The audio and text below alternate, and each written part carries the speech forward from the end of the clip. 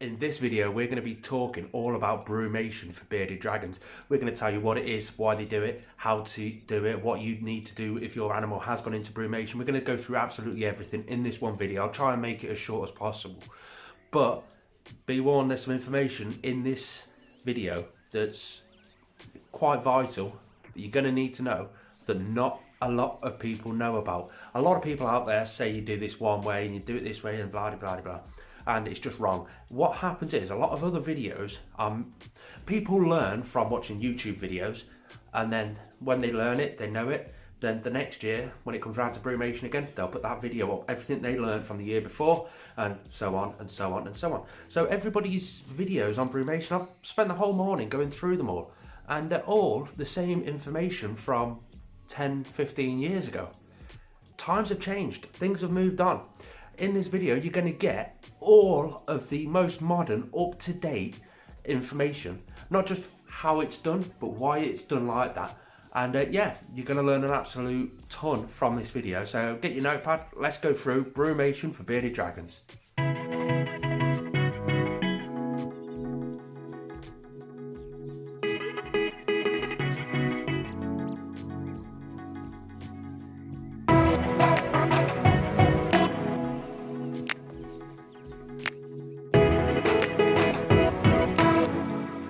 Firstly, welcome back to Northern Exotics. This is a reptile YouTube channel. We talk all things reptile related, whether it be specific species care, breed your own live food, amazing little reptile hacks that are going to save you a fortune in the long run. If this is something you're interested in, I'd really appreciate it if you hit that subscribe button. And while you are down there, please hit that notification bell just so you get notified next time I do upload a video. So what is brumation? Brumation is, in basic terms, a hibernation state for ectotherms. Ectotherms being cold-blooded animals, so anything like your reptiles, they're all ectotherms.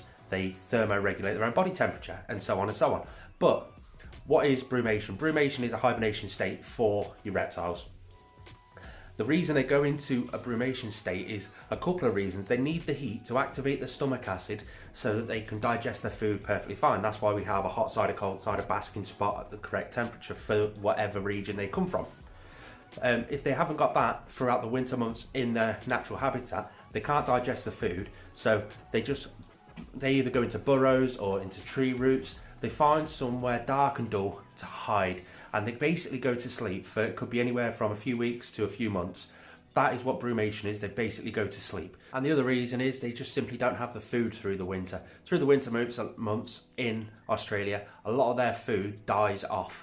The food can't handle the colder temperatures, so it dies off basically. The eggs and stuff from the live food out there can survive, but a lot of the plant growth has died off a bit. A lot of the live food has died off a bit. The live food's not as active as, and so on and so on. They haven't got the food there, so they go to sleep for a few months. I'm filming this video talking about how cold it gets and all this sort of stuff, when in reality it's Australia. It doesn't actually get that cold. I'd love to be in Australia through the winter months, but their live food can't handle those cooler temperatures than what they would normally. Believe me or not, it's actually really warm in Australia through the winter. Now, if you found out that your bearded dragon is going into brumation, there's a couple of signs of how to tell if he's going into brumation, and the good signs, the bad signs, all that sort of stuff. We'll run through that next. So how to tell if your bearded dragon has going into brumation. Now, let me know in the comment section below. There's a little experiment I want to play with you guys right now. If you've had a bearded dragon for quite a while and you've got a fair few years of brumation experience or winter experience with your bearded dragon, let me know in the comments, does your bearded dragon brumate? Does he go into brumation? Does she go into brumation? And also attached to that same comment, whether you regulate the temperature of your enclosure via a thermostat. Because something I've noticed over the past few years is people that don't have a thermostat, their animals go into brumation. Now I assume that's because they've got their heat bulb and it's on all the time, blasting down, and as the outside temperature, the bulb will only raise the temperature up so many degrees. If the outside the enclosure temperature decreases, then the inside of the enclosure will decrease slightly, because obviously that's only lifting the temperature up by a certain amount. So if the animal notices a decrease in temperature inside its natural habitat, it's going to start going into a brumation state. Let me know in the comment section whether you've got a bearded dragon and it does brumate, because my Diego, he's on a thermostat perfect temperature, it's regulated perfectly fine, absolutely everything's fine, and he is never brumated. He has slowed down, but he's never been into brumation. However, I still have been out and spent years learning all this sort of stuff, simply for that case, in case he does go into brumation. I've got the knowledge built there, and plus I've gone into the wild habitat of them, of why they brumate and how they brumate, where they brumate and all that sort of stuff. I did that all before I actually got a bearded dragon, so I am quite knowledgeable on that sort of stuff. But let me know, does yours brumate? That was an awful long segment asking, does your bearded dragon brumate? Anyway, we'll go back to it. What are the signs of brumation? Well, if they slow down, if they're sort of lethargic, and they're just milling around and not really eating, not really paying any interest in food, if they're sleeping an awful lot, if they're mainly on the cold side, hiding underneath a log or in a little hideout away from the UVB rays, that's normally a sign of brumation. However, there is confusion between the animal going into brumation and the animal being sick. There's a couple of things you can do to determine which one's yours. Number one, if your animal is starting to go lethargic and all these sorts of signs, get yourself a fecal test done. You can go to your local exotic vet. It costs me £35 every year. I always get one done for him. Just like I get it done as a checkup for him anyway. But around this time of year, this is October at the moment.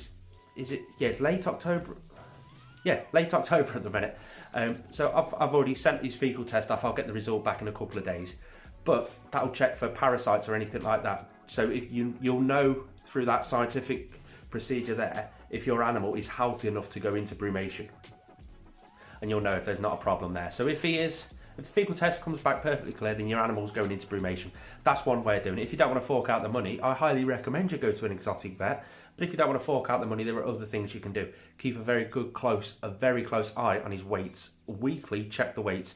While he's refusing food, if he's still losing weight, then chances are you've got an ill-bearded dragon. Let me explain. If your animal's gone off food and it's brumation time, then his body will be his metabolism inside his body will naturally start slowing down. So it won't burn the calories as much, it won't absorb all the food as much, and just so on and so on. It won't lose a dramatic amount of weight through not eating through brumation, because its body's cooled down. It's gone into its brumation state, so it won't burn off any calories. If your animal's not feeding, but it's still moving around, it's still losing weight and stuff like that, then you've got a problem. Get your animal down to the vets. If you're getting any value from this video so far, please hit that thumbs up button. It really does help YouTube push this video out there so a lot more people can see this video. And then on the flip side, if you're new around here, please hit that subscribe button. I really do appreciate it. The next question I've had, all these are big questions that I've had most recently, because this is the time of year that the animals are starting to go into brumation. But the next question I had was heating and lighting requirements for brumation. Right, so if you've not adjusted the temperature of your animal to put your animal into brumation, so this is just a standard pet, it's kept at the same.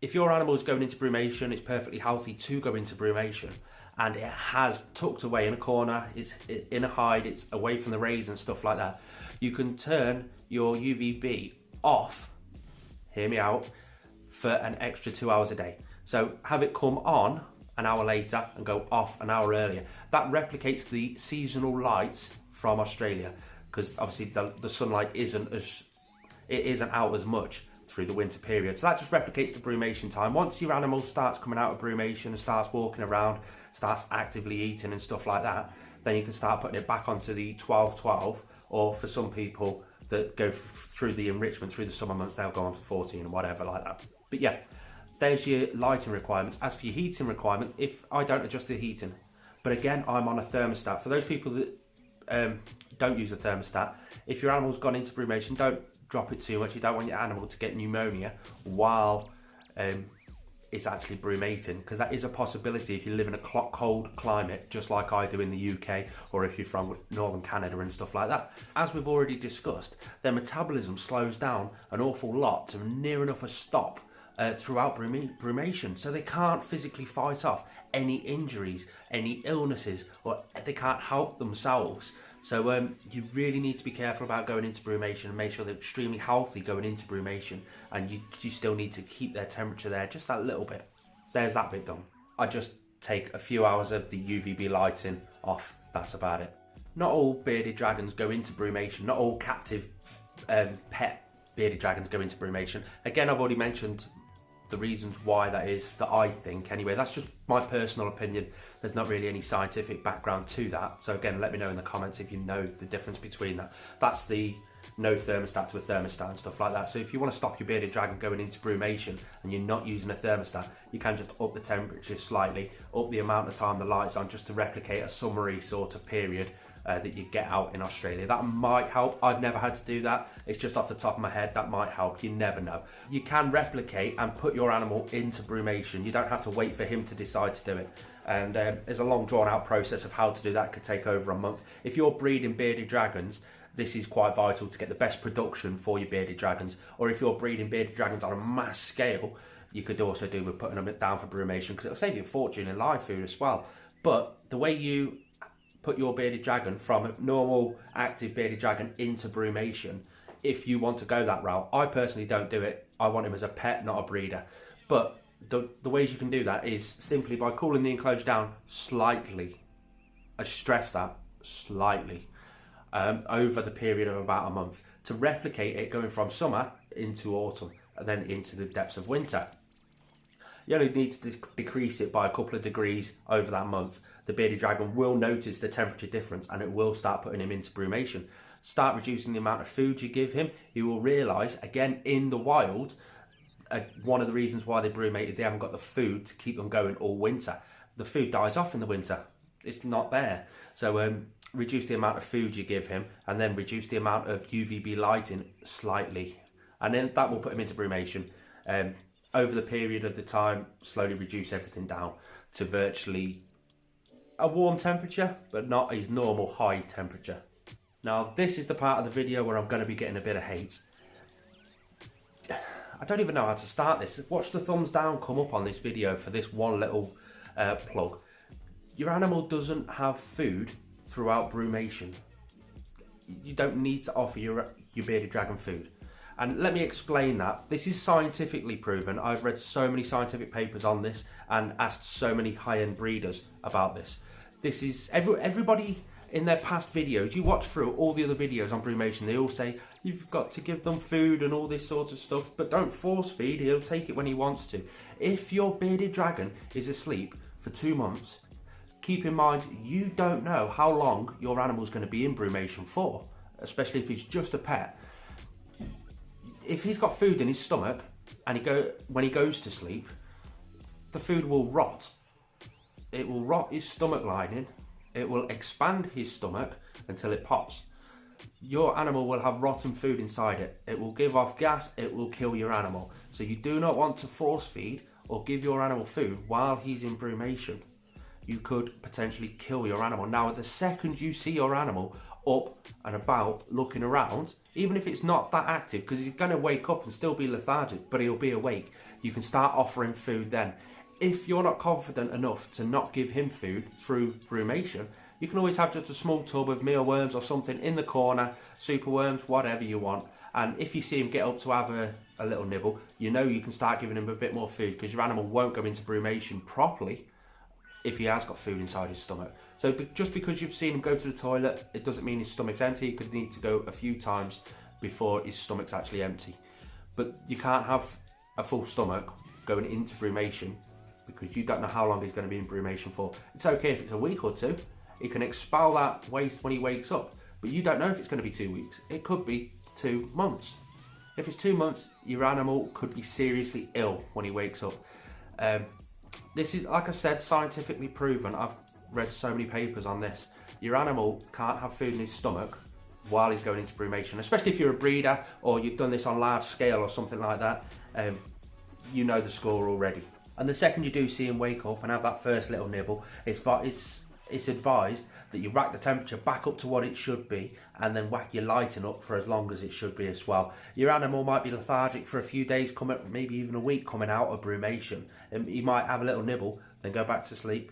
Then he'll wake up about 4 hours later, come up, stretch his legs. Even if he just stretches his arms out, lifts his head up, then he'll go back to sleep. It will take a little bit of time for him to come out of brumation.